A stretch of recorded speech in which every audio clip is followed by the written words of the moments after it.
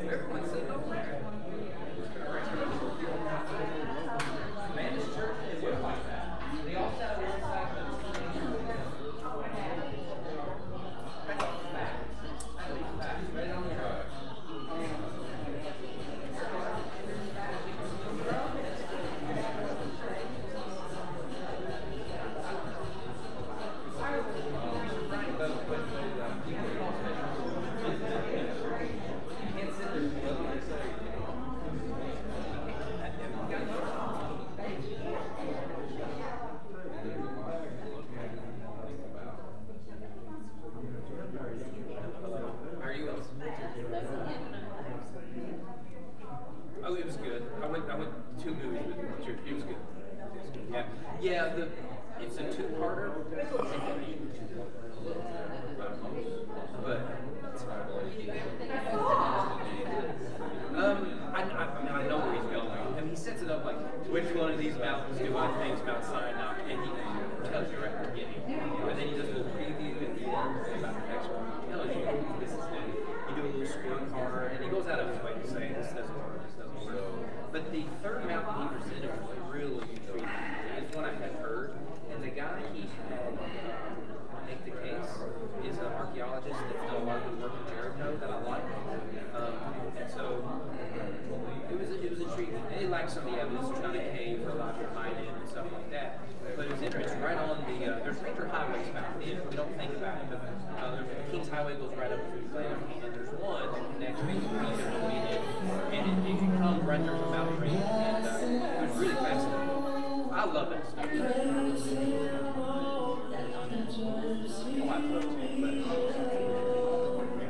I promised Amanda that brother and he from Scotland, Ireland. And those are probably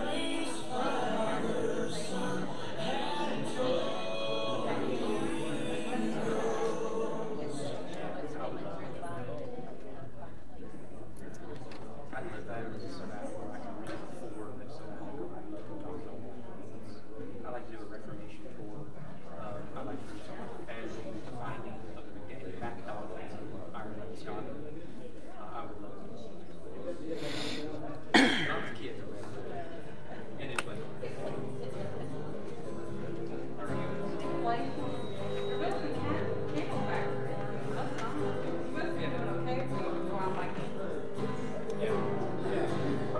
they hope you sleep at night, Mr. Buck.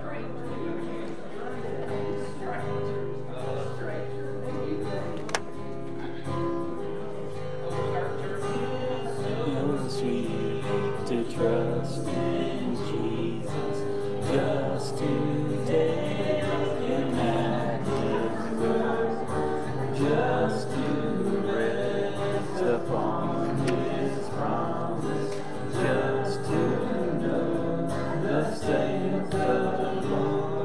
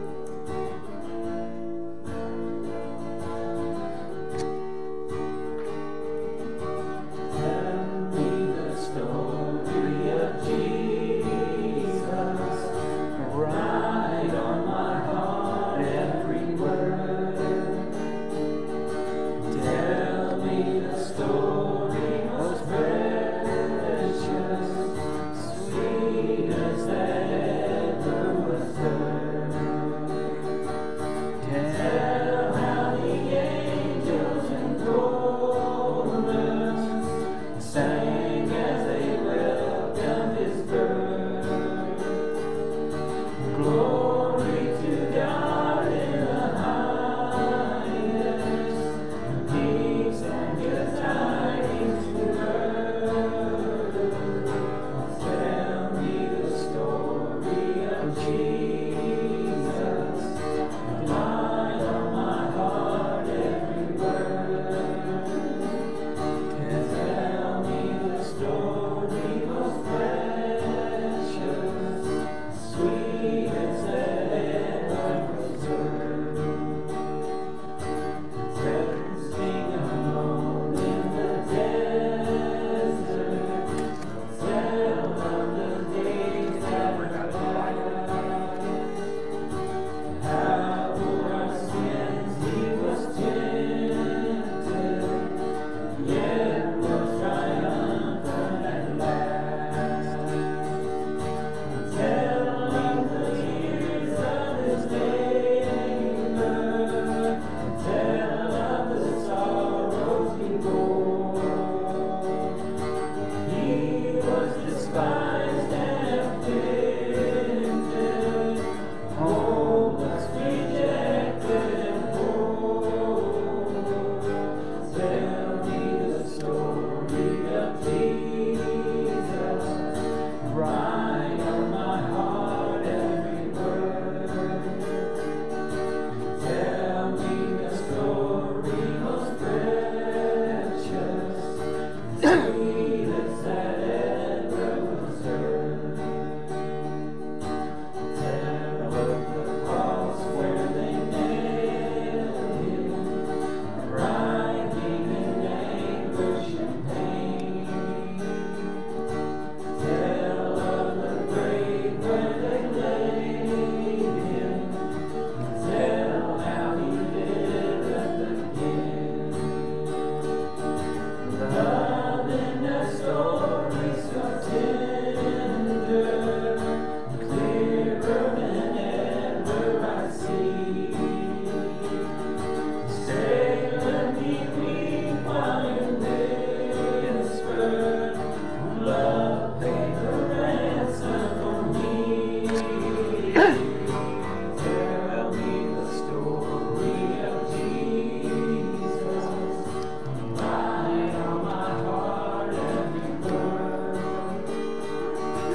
Tell me the story most precious, sweetest that ever was heard.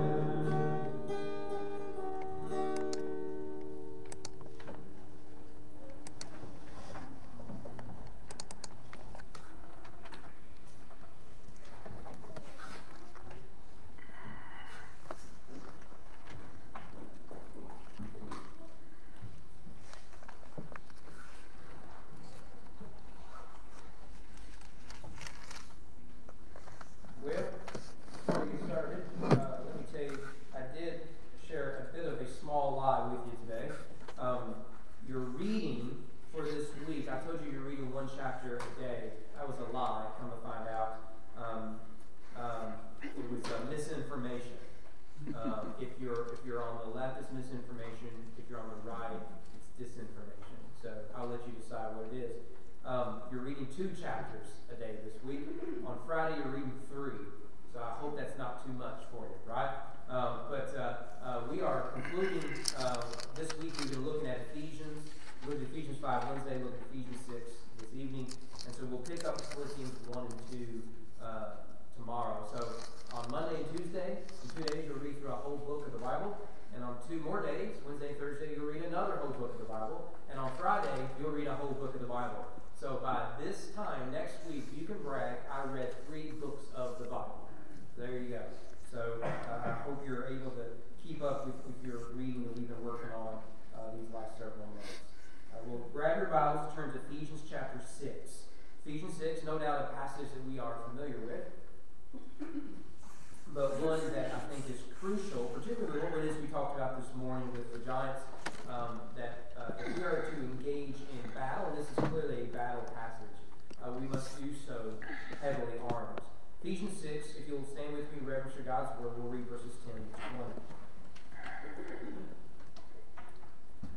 Apostle Paul writes on the inspiration of the Holy Spirit, verse 10. Finally, be strong in the Lord and the strength of his might. Put on the whole armor of God, that you may be able to stand against the schemes of the devil. We do not wrestle against flesh and blood, but against the rulers, against the authorities, against the cosmic powers over this present darkness, against the spiritual forces of evil in the heavenly places. Therefore, take up the whole armor of God, that you may be able to withstand in the evil day. Having done all to stand firm, stand therefore, having fastened on the belt of truth, having put on the breastplate of righteousness, and as shoes for your feet, having put on the readiness given by the gospel of peace. In all circumstances, take up the shield of faith, with which you can extinguish all the flaming darts of the evil one. Take the helmet of salvation, the sword of the Spirit, which is the word of God, praying at all times in the Spirit with all prayer and supplication. To that end, keep alert with all perseverance, making supplication for all the saints, and also for me, that words may be given to me in opening my mouth boldly to proclaim the mystery of the gospel, for which I am an ambassador in chains, that I may declare it boldly as I ought to speak. So, Lord, Father, I ask that you would, as always, open our hearts and minds and bodies and our entire being, that we would be transformed by the gospel. Here it is, we're looking at the sort of armor we should be carrying as we engage in spiritual battle. Let it be that we understand we are engaging in a spiritual battle. And may we be found faithful in waging it. May I decrease and you can increase. In your Son, amen. I don't know if you've noticed this, but in times of war, every nation has their issues that go on the bottom shelf in favor of the pressing issue of war. For example, whenever World War II hit, America, or not when World War II hit for the United States, when Pearl Harbor happened that brought us into the European War, America was still struggling and reeling from the Great Depression. We suffered under that for 12 years, 1929 to 1941, whenever Pearl Harbor attacked us, or when Japan attacked us in Pearl Harbor. But it's interesting. We went from the number one issue in America was an economic problem to all of a sudden, though that issue remained, Americans naturally understood we have a greater enemy we must engage. Imagine, if you will, if the response of America was the opposite. It was rather to say, we understand that we are under attack and that we must engage in fighting this war on two fronts, Germany and Japan. And that is an important issue, but we really got to figure out one of these other cultural problems, political problems that we have. That would be odd. Because warfare always trumps all the other problems that a nation might have. But if you look at the church today, we've done precisely that odd thing. We are told, as we saw this morning, as we see in this text, that we have an enemy at which we are engaged at war with. But if you were to survey American Christianity, it would seem as if we are preoccupied with lesser problems, lesser battles. We seem to think our primary enemy is a political one, a policy one, an economic one, a justice one. When in reality, our primary enemy is a spiritual one. But we, for the most part, seem as if that is being put on the bottom shelf in favor of something else. That is odd to me.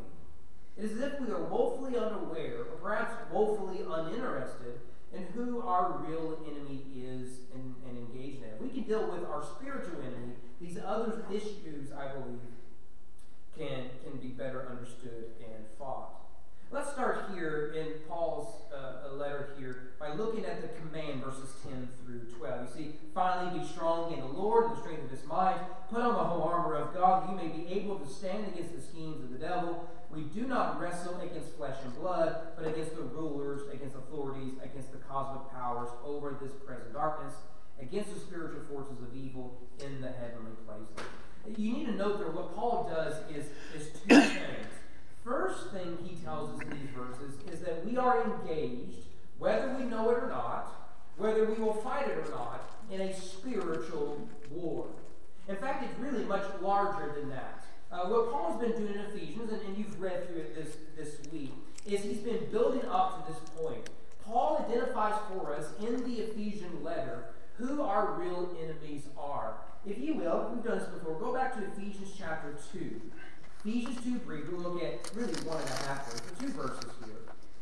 Ephesians 2, 2 to 3, right? It's a great gospel passage, these 10 verses, you know, it's by grace you're saved through faith, all that sort of stuff.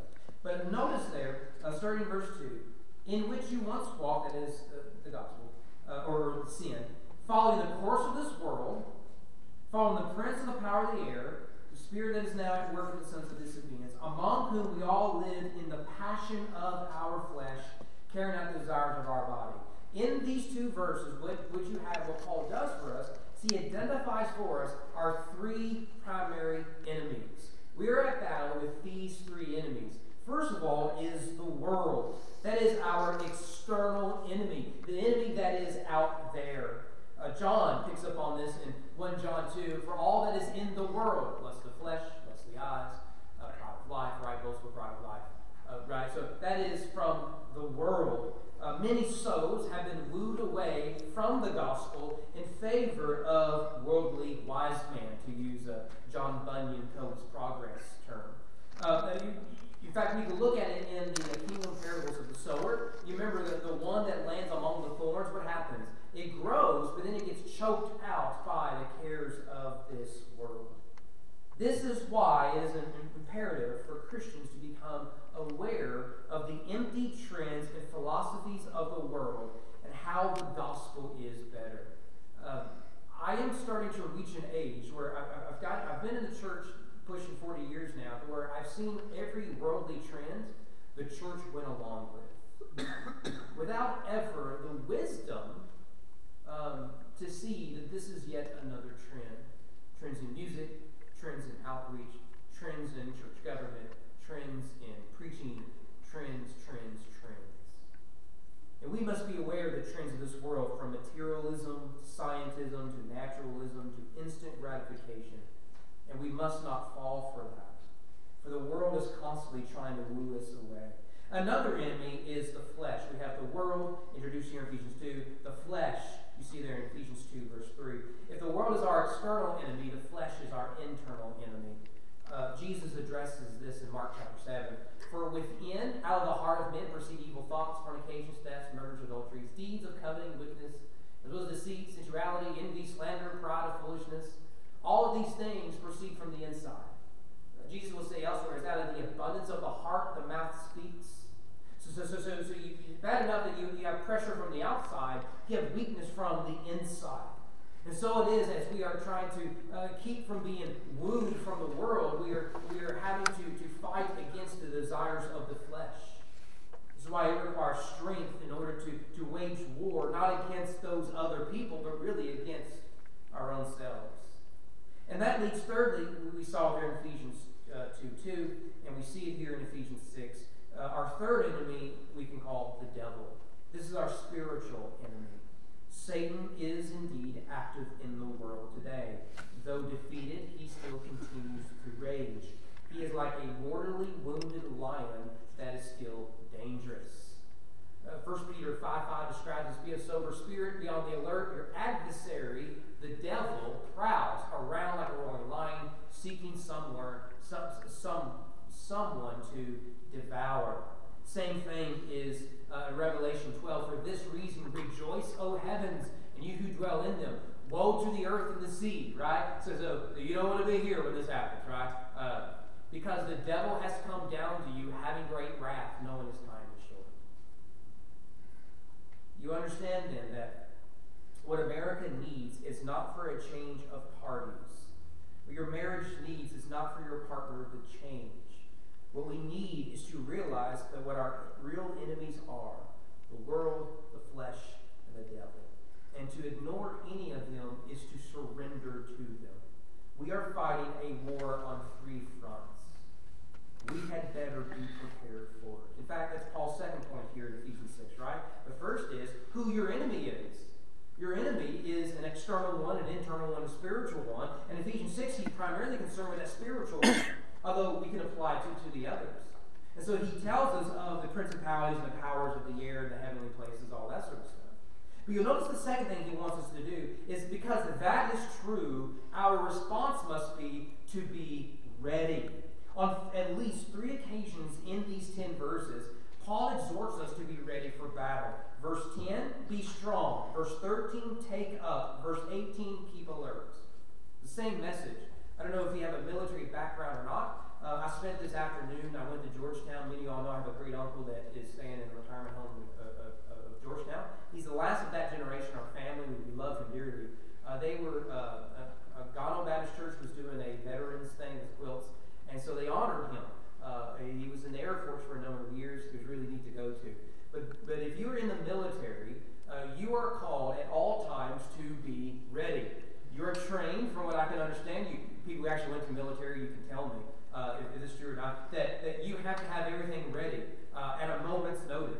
We are under attack. You need to be ready. My father was a fireman, volunteer fireman of Ointon, and he would show us his locker, although it's not really a locker. The word is escaping me here. But he had basically his boots and his gear in such a way that he could put his feet into the boots, pull everything up, and within 5 seconds, he's ready to go. Grab the helmet, and you could just go. Right? Why? Because if there's a fire, you got to be ready for it. You got to be ready to rescue. So Paul is saying that we must be ready for warfare. Spiritual warfare never comes, we should note, in a time of convenience. It is unlikely any of us wake up in the morning anticipating a day-long or a week-long struggle with depression, for example. Or we wake up hoping today will be a good day, that I will fall a victim of believing lies. Or maybe today I will finally get to choose bitterness. Or maybe I will get to engage in gossip or commit some sexual sin, right? We don't usually wake up like that. And yet, when we least expect it, when it is inconvenient to say, that is exactly what happens. And yet, it happens because, as the Bible tells us, we are at war. James 1:14 tells us this. Each person is tempted when he is lured and enticed by his own desire. I love the ESV translation there, because lured is a fishing term.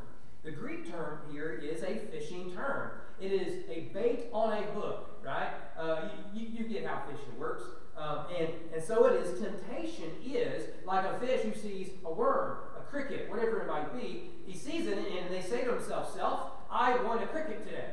I want a worm today. Look at it, just wiggling, waiting to be eaten. What it doesn't anticipate is the hook. So too, when we are led astray by our desires, we are biting into hook, thinking we are getting food. So that is the command here in verses 10 to 12, that we are called to stand ready because we are at war. The second thing he tells us, it shows us, is the covering, the command and the covering. Well, having charged us to be ready for war, he now prepares us for battle.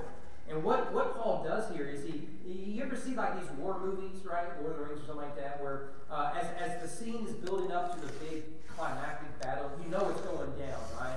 Well, what the director likes to do, particularly Peter Jackson, is he likes to have his arming scene, right? So you get a line of soldiers grabbing their weapons, putting on their mail armor, their helmets, all that sort of stuff. That's basically what it is Paul's doing here. He's like, okay, here it is. I'm about to send you out in war. So here's the scene where we're going to put on our breastplate and our helmet and our shoes and whatnot. That's basically what it is Paul is doing here.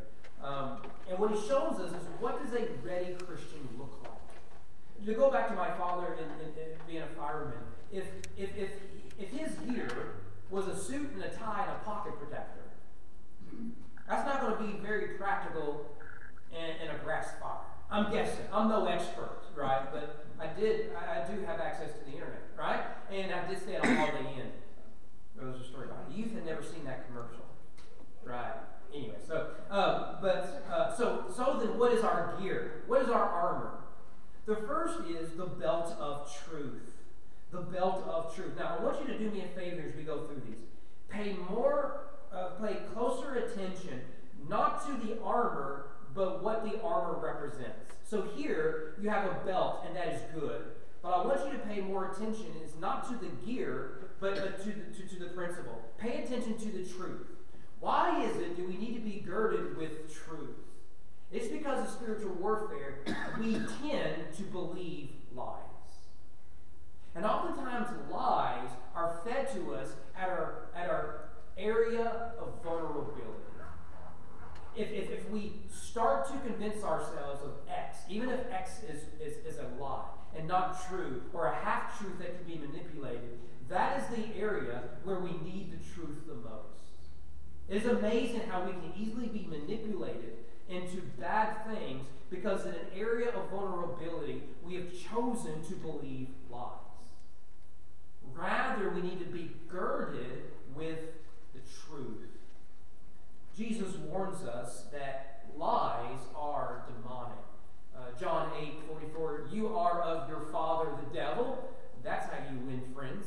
And you want to do the desires of your father. This is a great way to grow a church, by the way. He was a murderer from the beginning. So we can apply this to violence, by the way. Violence is demonic. Remember that, Christians, next time you grab your torch and pitchforks in the name of Jesus. Okay? That will probably get you in trouble. And notice here, he's a murderer from the beginning. He does not stand in the truth. There's no truth in him. Whenever he speaks a lie, he speaks from his own nature. He is a liar. He is the father of lies. Now notice what it is you have here. When it comes to spiritual warfare, what we want is the exorcism. What we want is haunted dolls in the basement, whatever weird thing we get from Hollywood, right? But what the Bible usually presents the demonic is ordinary stuff. We naturally want to believe lies. And the answer to those lies in those vulnerable areas is to ground ourselves or to gird ourselves in truth. Spiritual war comes when we start to believe lies and we are unable to separate the truth from the lie.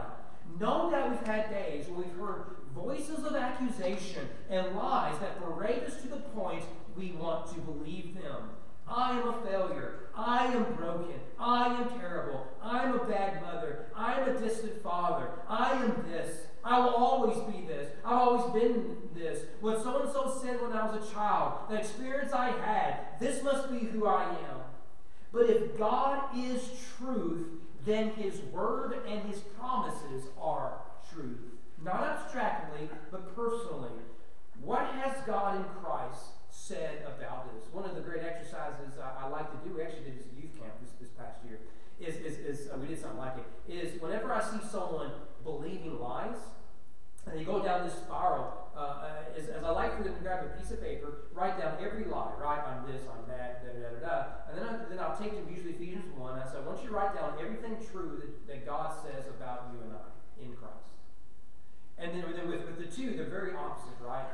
And then they say, today you must choose which is true and which will you believe. There's liberation in that. I'm being told to believe this, but the gospel says to believe this.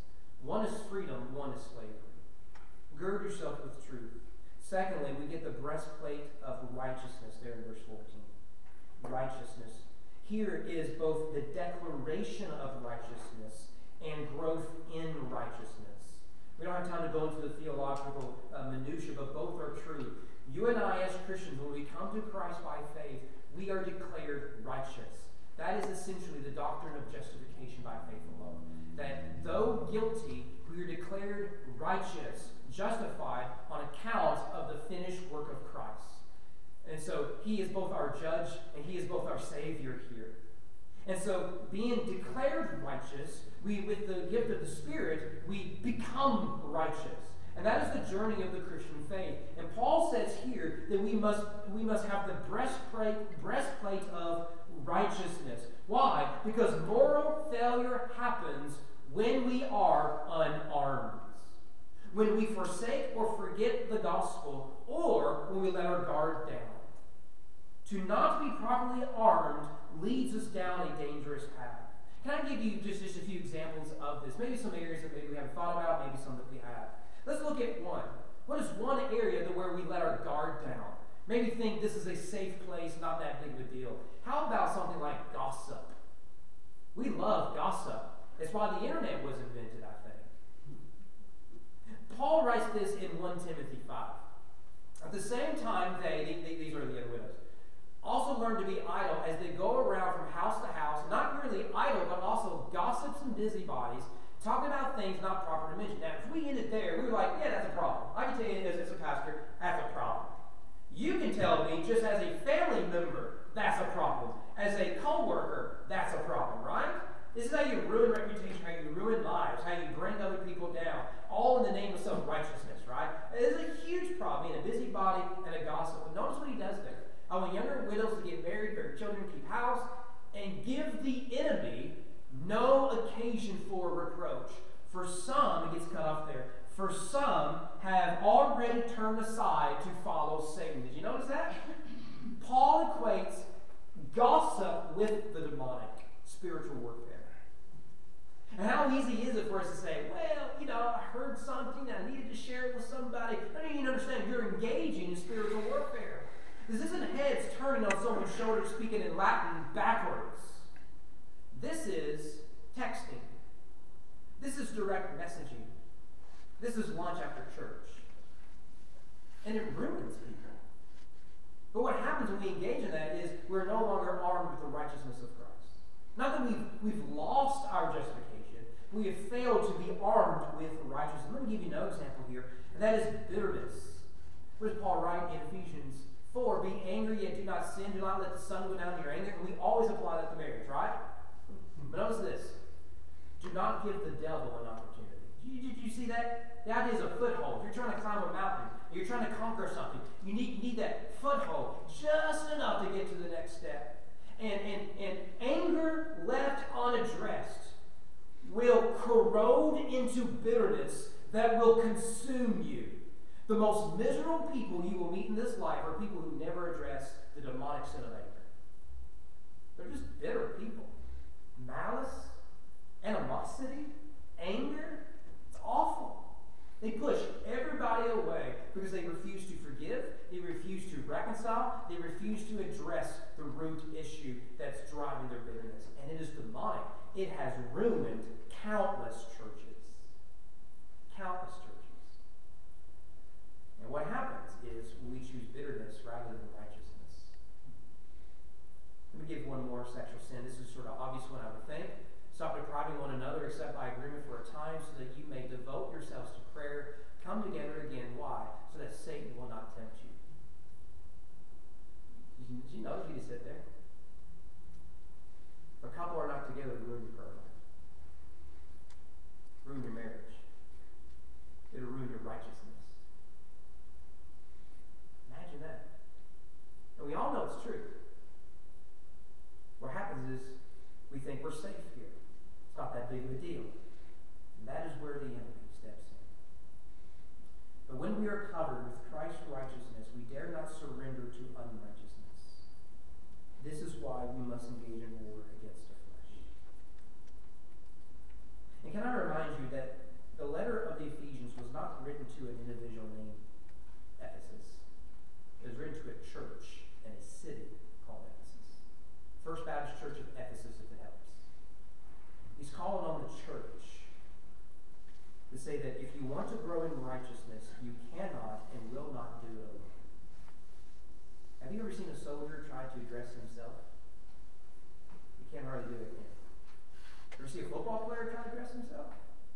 You can't hardly do it, can you? Neither can you. Let's move on. Third is the gospel of peace, 3rd verse 15.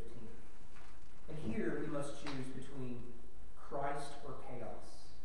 The main narrative of the Bible, from creation to consummation, is how God arrested peace out of chaos, light out of darkness. This is why there are some wild images in the Bible. And I give you two that are prominent in the Old Testament that show up in the New Testament. One we looked at this morning, giants. What do you do with that, right? That's why we usually don't read those parts of the Bible because we're Americans and that's just weird.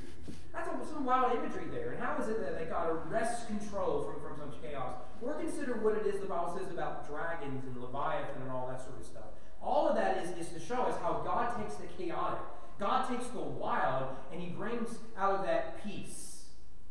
And so we must choose as individuals, as a church, as a society, between Christ and chaos. When the gospel invades, it brings with it peace. Several weeks ago, I think when we were in the Gospel of John, or maybe it was a different passage, I don't remember, we talked quite a bit about, it was Romans 5:1, I can tell you exactly, just a few weeks ago. We talked about peace and the biblical theology of shalom. The Bible speaks of peace not as the absence of violence or conflict, but it's much bigger than that. It's as we have peace, shalom. The gospel brings with it peace. When we forsake the gospel, when we forget the gospel, when we ignore the gospel, chaos will inevitably come our way. You've heard me say this before. Most of the counseling opportunities I have, in the back of my mind, I think, I could fix this like that. Fix it like this. All you got to do is choose Christ over your chaos. We don't know why you're fighting with your spouse? You're fighting with your spouse, right? But maybe we should start with something like that. Screaming, shouting, bitter, all this sort of stuff. Most of our problems can be easily resolved if we choose the gospel. When the gospel is chosen, we choose peace. When we choose something else, we choose chaos. And so our feet are shod with the gospel. Fourthly, there are 6 of these. There is the shield of faith. Technically there's 7. We'll get to that in a minute. The shield of faith, verse 16. At the end of the day, our enemies desire a full surrender of our faith. Is that too elementary? It's something that we forget. At the end of the day, what the enemy wants is for us to forsake our faith. And over the last 200 years, he's been quite successful in the United States of America. I mean, look what he did with COVID. But how easy that was. Take a few weeks off, tell people to go inside and watch it on TV. It's amazing how fickle our faith turned into. Or replace that faith with politics. It's amazing how fickle our faith proved to be. Look, Satan doesn't care about your politics. He cares about your faith. The world doesn't care about your family. It cares about your faith. The flesh doesn't care about your good deeds. It cares about your faith. In his book, Screwtape Letters, which I recommend to you, remember, Screwtape is a series of letters written by a senior demon to a junior demon. So when I read enemy, that's Jesus. But I am not saying Jesus is our enemy, right? It's the enemy of the demon, okay? You'd be amazed how people get that confused. This is from chapter 7. I had not forgotten my promise to consider whether we should make the patient an extreme patriot or an extreme pacifist. This is written during World War II. All extremes, except extreme devotion to the enemy, that is Christ, are to be encouraged. Some ages are lukewarm and complacent, and then it is our business to soothe them yet farther asleep. Other ages are unbalanced and prone to faction, and it is our business to inflame them. We want the church to be small, not only that fewer men may know the enemy, but also that those who do may acquire the uneasy intensity and the defensive self-righteousness of a secret society or of a clique. Whichever he adopts, patriotism on the one hand, pacifism on the other, your main task will be the same. Let him begin by treating it as a part of his religion. Then let him, under the influence of partisan spirit, come to regard it as the most important part. Then quietly and gradually nurse him onto the stage at which the religion merely becomes part of the cause, in which Christianity is valued chiefly because of the excellent arguments it can produce in favor of either British war effort or pacifism. Once you have made the world an end and faith the means, you have almost won your man. It makes little difference what kind of worldly end he is pursuing. Right? You notice what he said there. If you can merge religion and the issue, here it's between patriotism and pacifism. And you can say that if your goal is to win the war, if your goal is peace, if your goal is to win the election, if your goal is to pass tax policy, if your goal is a robust economy, if your goal is to ban this or that, if that's your end, and you allow religion to become the means, you've already lost the faith. That's Lewis's point. And I can tell you that is a major, perhaps the biggest problem within American evangelicalism. We've allowed the gospel to be hijacked for other ends. The ends is the glory of God, not the triumph of a party, of a nation, of a certain view. This is a major, major problem we have. And to address it in many American churches will get you in a lot of trouble. Well, let's move on. Fifthly, the helmet of salvation. Verse 17. One of the greatest weapons of Satan is that of accusation. In fact, this is one of his key weapons, I believe. Revelation 12:10. I heard a loud voice in heaven saying, "Now the salvation of power and the kingdom of God and the authority of this Christ have come. For the accuser," this could be a capital A. That's a name. The name Satan is not really a proper noun, particularly in the Hebrew. You could call him the Satan because the word means accuser. So when the accuser comes, And so that word is used in a variety of ways in the New Testament, even beyond the law. Let me give you another example here. Zechariah 3, one of my favorite passages in all the Bible. We've looked at it in the past before. Then he showed me Joshua the high priest standing for the angel, or Joshua represents Israel as the high priest as the Day of Atonement. He's standing in the place as the mediator, interceder. And there is the Satan, the accuser, standing at his right hand to accuse. That's what the accuser does. Do you remember how the rest of this passage goes? Jesus, who I believe is the angel Lord here, he gives the order to remove from Joshua the high priest the clothes of filth and put on him new clothes and a new turban. And he declares him clean. Not on account of what Joshua is or what Joshua did, because of grace. It's a beautiful, beautiful passage. But this is what it is that we are to expect.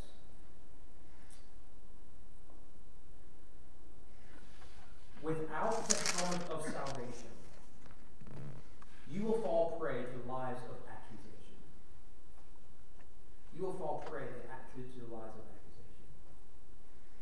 I think Luther was asked something like, how can I tell the difference between conviction of sin, which is the voice of God, and accusation from the devil?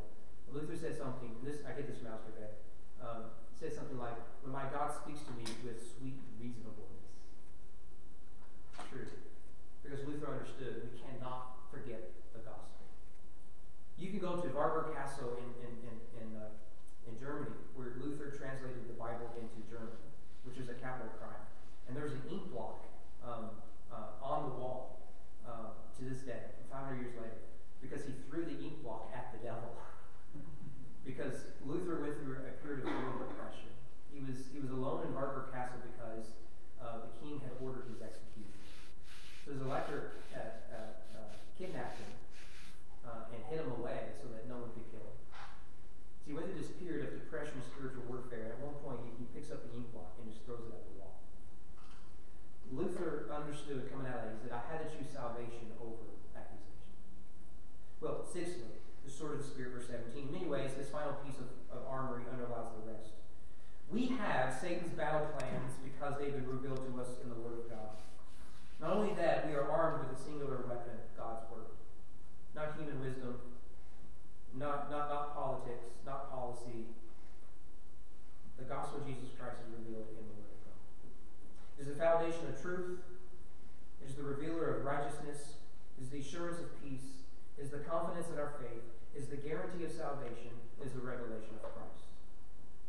Usually when people surrender in spiritual warfare, it is because they are not drowning in the Word of God. It is the number one indicator of who will be in the church long term is reading the Bible. It's really not more complicated than that.